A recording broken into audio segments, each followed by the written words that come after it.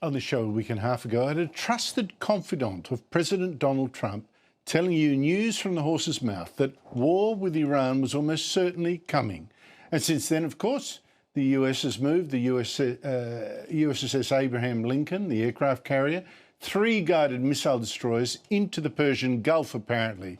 They've turned the transponders on, but apparently they're off, rather, but apparently they're there now. There are already 2 American destroyers and other naval ships there. And the US has also moved bombers and fighters to American bases in the area.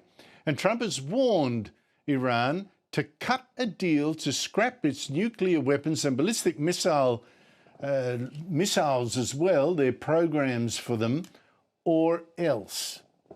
We have a big force going toward Iran. I'd rather not see anything happen, but we're watching them very closely.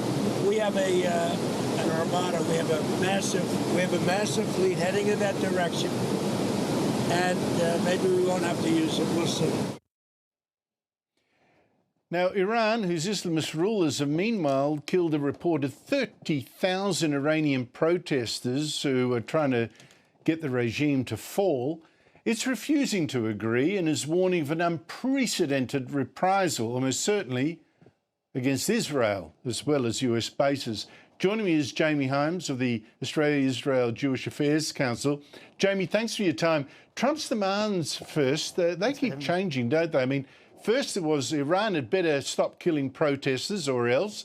Now it is that it should scrap ballistic missiles and the nuclear weapons program or else. And that's a program that Trump last year claimed it actually destroyed in an earlier attack. What do you think Trump really wants? Well, I think what he wants to do is hit Iran. Originally, when there were reports of the mass killings of demonstrators, he wanted to do it then, but then he was talked down by a lot of the local Middle Eastern allies of the US were not keen for him to do that because they're worried about overspill, they're worried about Iran lashing out at them. You know, in 2019, for example, Iran conducted massive hits on the Saudi oil industry. So they're worried about that sort of thing happening. And also, perhaps more tellingly, he was warned by or urged by Benjamin Netanyahu not to hit Iran yet because Israel wasn't ready and because Trump didn't have the assets in place to stop Iran lashing out.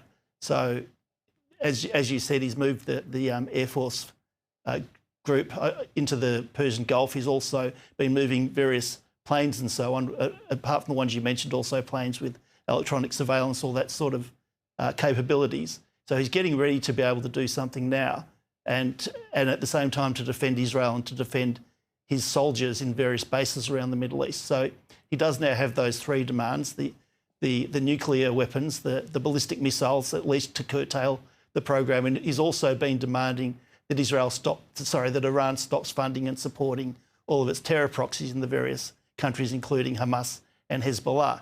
And Iran might be prepared to deal on the nuclear weapons, but it certainly won't be prepared to deal on the ballistic missiles or the terror proxies because they are fundamental to the way they see the revolution is spreading itself. So it does look like there will be some sort of action sooner or later, even though the goalposts of why do keep changing. Yeah, but that suggests to me the fact that there's so many demands, they keep changing. It's an impossible list for Iran to meet, although it should. That also suggests to me that the decision's made. It's going to attack Iran, and they've got no way of giving them a deal that he'd accept. But we don't know. You never know with Donald Trump. But as you say, an attack on Iran almost certainly lead to Iran trying to hit Israel with whatever it's got. We don't know fully what it's got. How is Israel preparing? Well, I think what you'll see is what we saw in the 12-day war last year was Israel had offensive capabilities and defensive capabilities.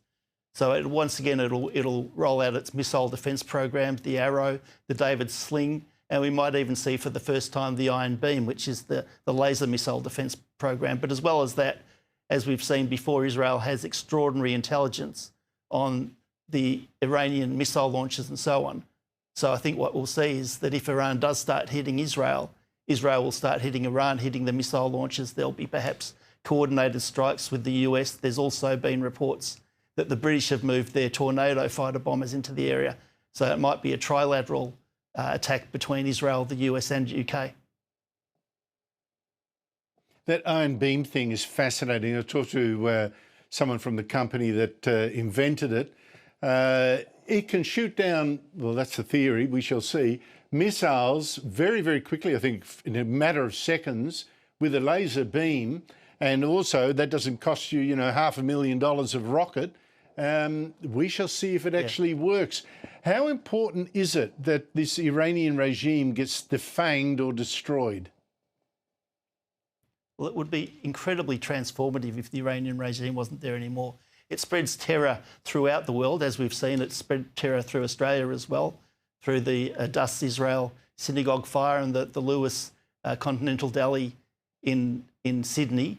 It spreads terror throughout the world. It spreads terror through the Middle East. It basically controls or tries to control Lebanon through Hezbollah, which has been shaken a bit loose lately, Gaza and the West Bank through Hamas and Palestinian Islamic Jihad. There's Yemen, has the Houthis, there's various militia in Iraq. Until recently, it also had a pretty strong stranglehold on Syria. And it basically tries to destabilise all of its neighbours. The way Iran sees itself is as a revolutionary state, and revolutions don't sit still, they expand. So fundamental to the way the Iranian regime sees itself is to try and establish hegemony over the entire Middle East. The last thing it wants is peace between Israel and its Arab neighbours. So one of the motivations for October 7 was that it looked like there might be normalisation between the Saudis and Israel, for example. So with the if the Iranian regime is gone or defanged, there is actually a much greater chance of there being peace in the Middle East. It can't be understated how important it is for this regime to go. Well, if Donald Trump manages to achieve that, he may be wanting the Nobel Peace Prize, but I think this war, if he does manage to topple this Iranian regime, could be the most important thing he's ever done for the world. We shall see what happens. Jamie Hymes, thank you so much for your time.